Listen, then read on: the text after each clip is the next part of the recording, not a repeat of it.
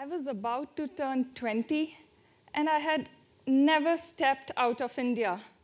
The farthest I had gone from home was 200 kilometers. That's the distance between my parents' place and New Delhi.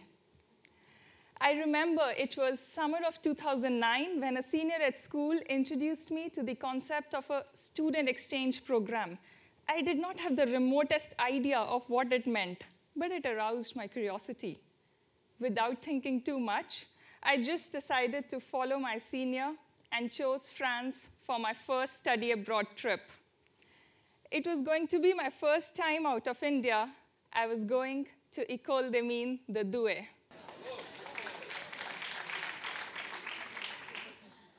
When I speak of Douai, even my French friends often turn around and ask, Douai, c'est où ça? C'est en France?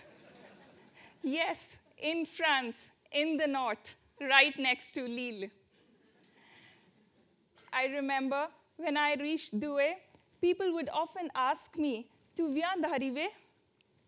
And I would say, Viens d'arriver? Non, non, je viens d'Inde, je suis indienne. And my French continued to entertain people, and my strong Indian accent was a cherry on the cake. Next 6 months in Douai saw me more in TGV and Ryanair than in the classroom. Every other weekend, I found myself in a different country. Even before I could realize, the nerdy soul inside me had been bitten by the travel bug for the rest of my life. For the next 5 years, I saw myself embarking upon backpacking trips to more than 20 countries across continents. But all was fine until that day when I thought of going right next door. And I said, I want to go to Pakistan. Believe me, I couldn't finish. And the reactions came flying in. There are so many new places you can see, then why Pakistan? If a war starts between India and Pakistan, the first thing they will do is seal the borders, and you will be left on the other side forever. Believe us, it's not safe to go there. You won't even get a US visa after this. No matter how strong the warnings, how harsh the discouragement, I was clear. I was going to Pakistan. When I made this attempt, the Indian media titled my experience, A Young 20-something Crosses the Border to Pakistan. Now imagine if for one of you, the French media says, a young French 20-something crosses the border to Germany. Can you even imagine? And for those of you who are not familiar, we Indians get a city-specific visa to Pakistan. And not hard to guess, we do the same to our Pakistani friends. We give them a Delhi visa, a Bombay visa. And the concept of a tourist visa doesn't really exist between us. I got to know of a peace delegation that was going to Lahore, and I somehow managed to find my way in. Finally, I had a visa stamp on my passport that said, Lahore only, no access to army cantonment, plus it was a police reporting visa, which meant that I had to go and report at the local police station in Lahore during my entire stay. Yes, a part of me was getting scared. I remember even when I was crossing the India-Pakistan border on foot, I caught myself chanting all my Sanskrit mantras at a mind-boggling speed. But when I got there, I was completely confused because I could not make out any difference between them and myself. We looked similar, we wore similar clothes, we ate similar food, and we spoke the same language, that same Punjabi with the same accent. And believe me, that doesn't happen when I'm sitting with somebody from South India, for that matter, because our clothes are different, our food is different, our language is different. I remember once I was backpacking in South India, and I was in this restaurant struggling to convey what I want to eat. And sometime later, we realized that the waiter and I, we did have a language in common, and that was French. Just imagine two Indians with only common language as French. When I was in Pakistan, I was silently sitting in a United Nations conference, and I suddenly heard my delegation lead mention me at the podium. He said, "My dear friends, for the first time, we have with us a very, very young delegate from India.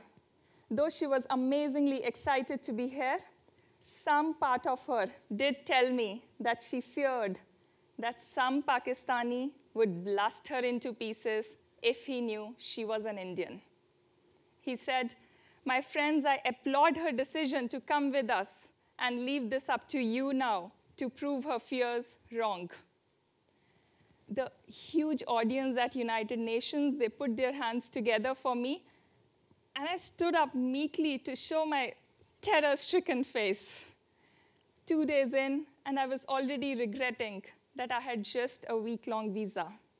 I remember towards the end of my stay, I asked somebody significantly senior if I could see a Pakistani wedding. And he very promptly said, "My religion allows 4 marriages. Let me go back home and check with my wife that a little Indian girl wants to see a Pakistani wedding." And my mind said, "Oh God, they even crack jokes like we do." Amidst all the horror and terror, humor exists in Pakistan. And I thought about how an average Indian thinks about everything that is wrong with Pakistan. And just a week spent like that tells you how beautiful, how kind this place is, its people are. I don't say that things in Pakistan will change overnight. All I imply is that a mere visit does shatter many misconceptions. All of us, we live in our own small worlds of social perceptions and emotional legacies, and we generally have our strong opinions about a specific religion, a specific culture, a specific country. Again, I don't say that those perceptions will always be wrong, but I do say it's definitely worth challenging them. I think it's time we take the baton in our hands. For once, let's cross borders, the toughest ones first, only to come back home with some incredible experiences. And it's not just about national borders that I talk. It's about overcoming your fears, trespassing your mental barriers, fighting your social norms, the society in which you live. I was born a second girl child in the family. There were no sweets, there were no celebrations, absolutely none. I would often hear grandmas and aunts passing snide remarks on my very existence. I began growing into a very introvert child, befriending books more than people. Aiming high and dreaming big, I wasn't too sure what that meant. At the age of 15, I left my parents' place to move to New Delhi and then to Dubai. Years passed by. I could feel a fire inside me, a fire to dream big, a fire to go places, a fire that bought me a backpack and a yoga mat. I began to travel solo, and I began to practice yoga. So much so that one fine morning, Daddy's girl decided to pursue full-time formal yoga training, and Daddy got angry. Why? Because yoga could just be a hobby and never a career. Indian girls could definitely not do it full-time. I was okay explaining it, but my father refused to even have a conversation with me. I had my elder sister screaming and shouting at me on how could I do something against my parents' wishes? And what was I doing? Yoga. Today, when I speak to my father, he often insists on 2 things. He wants to register himself for a yoga camp, and he wants to travel to Pakistan, to Lahore, to other exciting places in this world. When I think about it, At times, I know that my ideas are crazy and my dreams insane. I know that I sleep in strangers' houses and ride in unknown cars. I know that I'm often tanned roaming around the unexplored streets. And I also know that this is not how an ideal daughter in an Indian household is expected to be. But I celebrate life or regret it. That's simply how I chose to live it. When I get up every morning, I ask myself one question. Today, I ask that to you. Just think about it for a minute. What would you do if you weren't afraid? Go and just do it. Thank you.